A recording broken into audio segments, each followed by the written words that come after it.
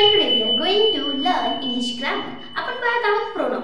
Pronoun मध्ये आपण पाहिले काय कन्सेप्ट. सब्जेक्ट प्रोनाउन असतो, ऑब्जेक्ट प्रोनाउन असतो, परत प्रोनाउन कसे चेंज केले आपण सेंटेन्स मध्ये हे पाहिलं आहे. आज आपल्याला डिटेल मध्ये पाहायचं आहे ऑब्जेक्टिव्ह प्रोनाउन. मग ऑब्जेक्टिव्ह प्रोनाउन काय असतं, कसं वापरायचं, ओके. चला पाहूया. वेळ लागला आता ऑब्जेक्टिव्ह प्रोनाउन.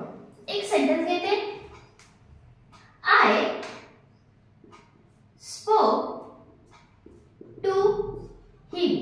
पहा, आय हा शब्द काय प्रोनाउनच आहे. आय काय प्रोनाउन आहे, म्हणजे सर्वनाम आहे. एखाद्या ठिकाणी माझ्या ठिकाणी वापरला आय म्हणजे हे प्रोनाउन. मी हे सुद्धा प्रोनाउन आहे आणि हिम हे झालं ऑब्जेक्टिव्ह प्रोनाउन. हे काय झालं ऑब्जेक्टिव्ह प्रोनाउन. मग का हे ऑब्जेक्टच्या ठिकाणी वापरण्यात आलेले. काय वापरण्यात आले, कुठे वापरण्यात आले, ऑब्जेक्टच्या ठिकाणी. परत एक ही जे हिम, अजून कुठले कुठले आहे मला सांगते. Him, them, her, me, us, it. हे सगळे ऑब्जेक्टिव्ह प्रोनाउन आहेत. हे आपण काय करतो, ऑब्जेक्टच्या ठिकाणी वापरतो. हे प्रोनाउन काय करतो, ऑब्जेक्टच्या ठिकाणी वापरतो. आता सपोज इथे हिम वापरलं मी, आता देम वापरून दाखव. We like them. झाला सब्जेक्ट व ऑब्जेक्ट. वी लाईक देम ऑब्जेक्टच्या ठिकाणी वापरले त्याला म्हणायचं ऑब्जेक्टिव्ह प्रोनाउन.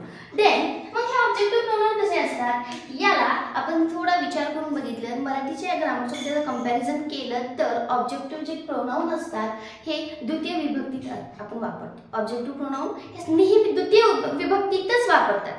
द्वितीय माहिती तुम्हाला मराठीतून स लाते, सला नाते ज्याला लागलं जातं त्याला आपण द्वितीय विभक्ती म्हणतो. म्हणजे प्रत्यय लागतो, स लाते. तुम्ही मराठी ग्रामर तुम्हाला येत असेल तुम्हाला समजून जाईल. स ला ते म्हणजे काय असतं, एखाद्या शब्दाला हे शब्द काय होतात, प्रत्यय लागतात. ते आपण ओळखतो. तसं ती कुठली विभक्ती आहे, द्वितीय विभक्ती आहे. मग या ठिकाणी पण तेच आहे की याला ही जी काय असते ऑब्जेक्टिव्ह प्रोनाउन हे द्वितीय विभक्तीत असतात किंवा द्वितीय विभक्तीत हे ऑब्जेक्टिव्ह प्रोनाउन वापरले जातात.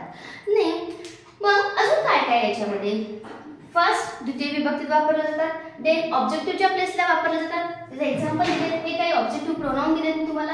अजून काही एक्झाम्पल देते ऑब्जेक्टिव्ह प्रोनाउन तुम्हाला लगेच आपण आयडेंटिफाय करूया. अजून एक सेंटेन्स देते. लेट मी गो. लेट नंतर नेहमी द्वितीय विभक्तीतलंच म्हणजे ऑब्जेक्टिव्ह प्रोनाउनच वापरतात. कशानंतर, लेट नंतर. थर्ड थिंग, लेट नंतर नेहमी ऑब्जेक्टिव्ह हे ऑब्जेक्टिव्ह प्रोनाउन, ऑब्जेक्टिव्ह प्रोनाउनच वापरतात. नेक्स्ट काही एक्झाम्पल घेऊया. दे लाईक अस. इथे कुठला झाला, अस. हे पण काय झालं, ऑब्जेक्टिव्ह प्रोनाउन झालं. अगेन ऑब्जेक्टिव्ह प्रोनाउनच्या बाबतीत अजून काही सांगायचं झालं तर कुठलं झालं, तीन गोष्टी सांगितल्या. लेट नंतर द्वितीय वापरतात, द्वितीय विभक्ती असते, लेट नंतर ऑब्जेक्टिव्ह प्रोनाउनच वापरतात. देन परत कुठलं आहे, काही एक्झाम्पल घेऊन. इथं ऑब्जेक्टिव्ह प्रोनाउन आलं, हे कुठलं आहे आपला, हे पण प्रोनाउनच आहे पण सब्जेक्टच्या जागी आलेले. Okay. Next example. She wrote me a letter. She wrote me a letter. आता पहा इथं शी रोट मी, तिनं मला पत्र लिहिलं, म्हणजे हे मी काय आहे, हे ऑब्जेक्टिव्ह प्रोनाउन. या अशा प्रकारे तुम्ही ऑब्जेक्टिव्ह प्रोनाउन वापरू शकता. मग वन थिंग, ऑब्जेक्टिव्ह प्रोनाउन या ठिकाणी तुम्हाला करायचं असेल, काही डाऊट असेल तर नक्की सांगत चला, कमेंट करत चला, कमेंट मध्ये सांगत चला. Okay. If you have any doubt I will try to solve. आता पाहिजे आपल्याला हे प्रोनाउन आहे. मग मी आता वापरलं आय. ओके. मी वापरलं, माय वापरलं. ओके. माय, माय सेल्फ.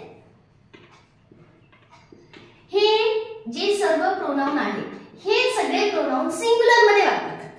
हे कुठे वापरतात लक्षात घ्यायचं, हे वापरतात सिंग्युलर मध्ये. ओके.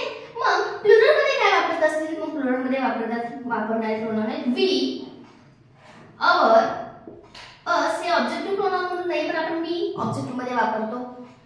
माय थर्ड पर्सन आहे. या पद्धतीने तुम्हाला फक्त सांगते की ह्यातले सिंग्युलर कसे आहेत आणि प्लुरल मध्ये we, our, us, ours, our self,